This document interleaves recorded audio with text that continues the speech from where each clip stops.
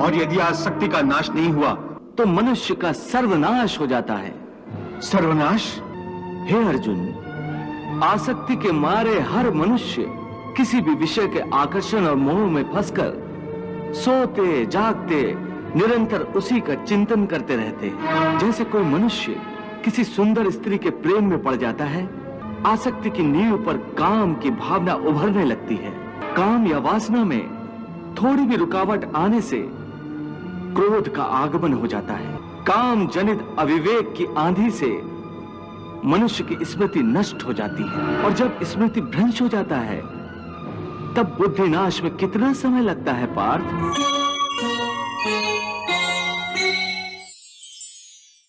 हे मधुसूदन, तुम कहते हो कि सर्वव्यापी परमात्मा की शरण में आओ, परंतु उस परमात्मा का स्वरूप क्या है? मुझे अपना वो स्वरूप बताओ जिसकी पूजा की जाए, क्योंकि संसार में भिन्न भिन्न लोग भिन्न भिन्न देवताओं की पूजा करते हैं। क्या वो पाप है?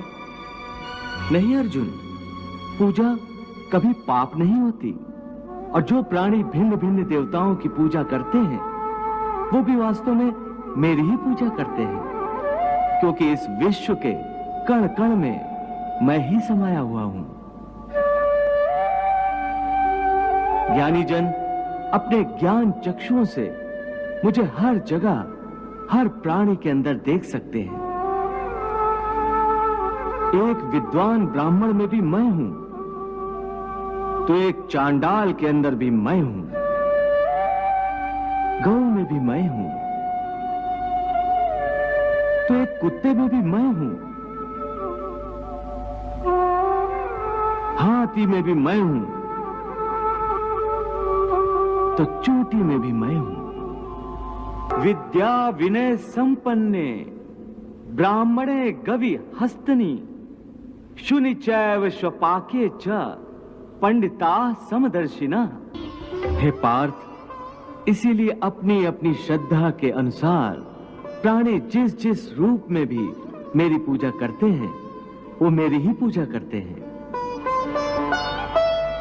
इसलिए जो जो सकामी पुरुष जिस जिस देवता के स्वरूप को श्रद्धा से पूजना चाहते हैं, मैं उस भक्त की उस देवता के प्रति श्रद्धा को स्थिर कर देता हूं।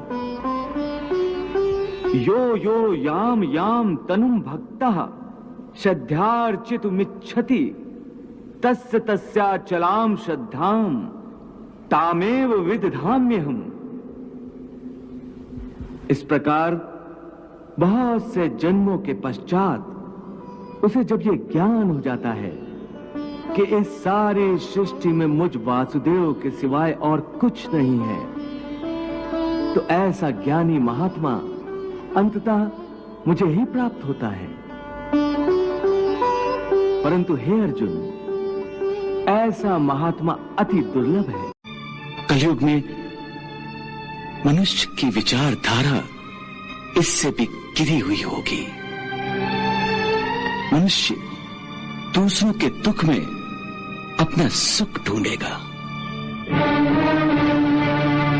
अपने परिवार का पेट पालने के लिए दूसरों की हत्या करने में भी उसे कोई ग्लानि, कोई पश्चाताप नहीं होगा। दूसरों के रक्त में सनी हुई रोटी वो स्वयं भी खाएगा और अपनी संतान को भी खिलाएगा।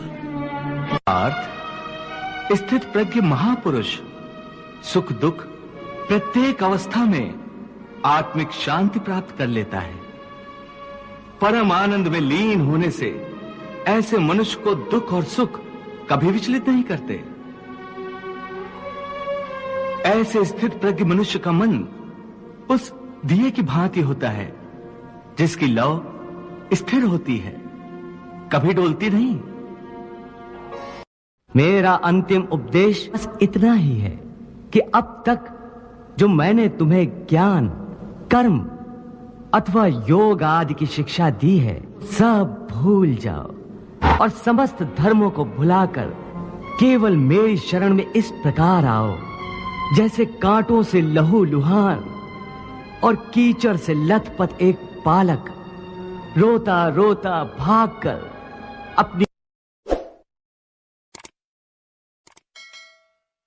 बुद्धि पर भरोसा करने में भी खतरा है, इसलिए कि विनाश काल आने पर तो मनुष्य की बुद्धि भी भ्रष्ट हो जाती है। अर्थात जब विपरीत समय आता है तो मनुष्य की अपनी बुद्धि ही उसे गलत रास्ते पर ले जाती है। हे मधुसूदन, मनुष्य न तो अपने मन की इच्छा अनुसार कर्म करे, न ही बुद्धि की सलाह माने, तो फिर मनुष्य बेचारा करे तो क्या करे? ऐसी स्थिति में अपनी प्रवृत्ति के विरुद्ध कोई कैसे जीवन व्यतीत करेगा? हे मधुसूदन, मुक्ति और मोक्ष का रास्ता अपनाने के लिए कोई मनुष्य अपनी प्रवृत्ति को कैसे बदल सकता है? इसका कोई तरीका मुझे बताओ। प्रवृत्ति को बदलने से पहले यह जान लेना आवश्यक है कि प्रवृत्ति कैसे बनती है। अर्थ, जो कर्मयोगी होते हैं वो आसक्ति छोड़कर कर्म की सफलता और विफलता में समबुद्धि से काम लेकर योग द्वारा परमात्मा पर आस्था रखकर कर्म करते हैं। इसे ही समत्व योगा कहते हैं।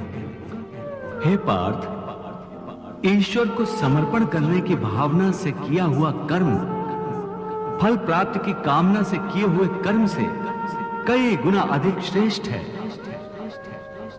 ज्ञानी पुरुष कर्म फल की आशा किए बिना समबुद्धि योग द्वारा कर्म करते हैं और पाप पुण्य आदि भावनाओं से मुक्ति पाते हैं।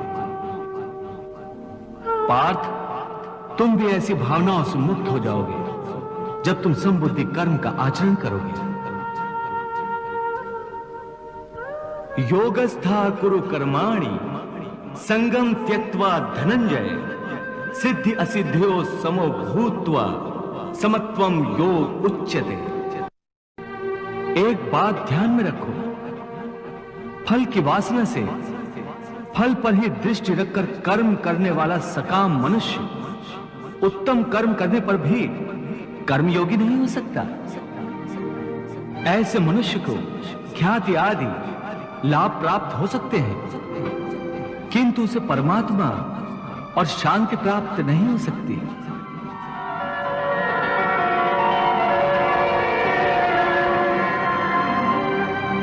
हे केशव, मनुष्य को पाप पुण्य दोनों बंधन कारक है। दोनों से भला बुरा प्रारब्ध बनता है। प्रायश्चित द्वारा पाप से मनुष्य मुक्त हो सकता है, परंतु पुण्य से वो मुक्त कैसे होता है? हे अर्जुन, पाप पुण्य, सुख दुख, यश अपयश आदि भावनाएं साधारण मनुष्य के लिए हैं, परंतु जो कर्मयोगी होते हैं वो इन भावनाओं से मुक्त होते हैं, आलिप्त होते हैं। कर्मयोगी अपनी अंतरात्मा की आवाज को परमात्मा का आदेश मानकर आचरण करते हैं। इसमें कहां आती है पाप पुण्य की भावना? हे पार्थ, यदि तुम मोह के अधीन हो गए हो तो निष्काम कर्मयोग कैसे अपनाओगे? तुम्हारी बुद्धि पर जो मोह के अंधकार का पटल छा गया है उसे ज्ञान के प्रकाश से हटा दो और अपनी बुद्धि को मोह के दलदल से बाहर निकालो। हे पार्थ, यदा ते मोह कलिलम बुद्धिर्व्यतितरिष्यति तदा गन्तासि निर्वेदम श्रोतव्यस्य श्रुतस्य च। हे पार्थ, मोह बुद्धि का अज्ञान होता है और इसी अज्ञान के कारण मनुष्य भौतिक आकर्षण में फंस जाता है। वो जानता नहीं कि देह तथा समस्त भोग नश्वर है, मिथ्या है।